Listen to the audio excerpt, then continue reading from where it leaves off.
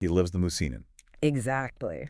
So building on this concept of proactive faith, the surah naturally takes us to the foundational acts of worship, starting with the completion of Hajj and Umrah in verse 196. Oh, wow.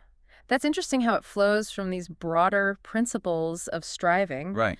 to these very specific ritual obligations. Right. Like, okay, you've got the concept now. Here's how you apply it. Yeah, yeah, I see that. And the phrase, and complete Hajj and Umrah for Allah, really highlights the importance of fulfilling these rites once you've begun them. It's about seeing them through. Yeah, it's not just about intention, it's about action. Right. And then right after that command, we get the contingency. What's that? But if you are prevented, Oh, right. this is talking about situations where someone has entered Ihram with the intention to perform Hajj or Umrah, but then faces some obstacle that prevents them from reaching the Kaaba.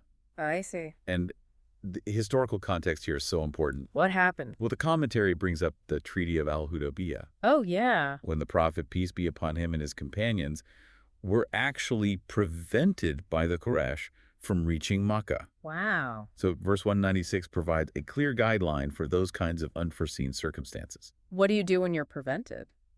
Well, the ruling is to offer a sacrifice, a hadi. A hadi. Yeah. So it becomes a way to fulfill that intention of drawing closer to Allah, Yeah. even if you can't physically complete the pilgrimage at that time. Exactly. And it's important to understand that being prevented, or hazr, wasn't just about being physically blocked by an enemy. Oh, okay. The sources say it could also include things like illness or injury or even getting lost. Oh, wow. I didn't know that. Yeah, there's a hadith about someone with a broken limb who ended their ihram and would need to perform Hajj again later. That makes sense. It really shows the compassion and the practicality of these divine guidelines. It really does. And to take that flexibility even further, Yeah. you're actually allowed to set a condition right at the beginning of Hajj. What does that mean? Well, based on the Prophet's advice to Duba bin Az-Zubair, who was unwell, a pilgrim can say, "My place is where you prevent or halt me."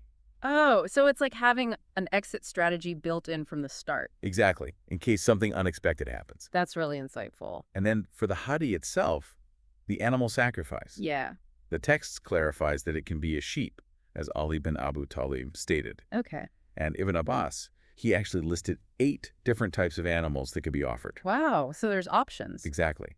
The main idea is to offer a sacrifice according to your means. Right, as the verse says. Sacrifice a hadi such as you can afford. That makes sense. And a key point to remember is that shaving your head generally isn't allowed until the hadi reaches its place of sacrifice, Right. unless you're in a situation where you're prevented from proceeding.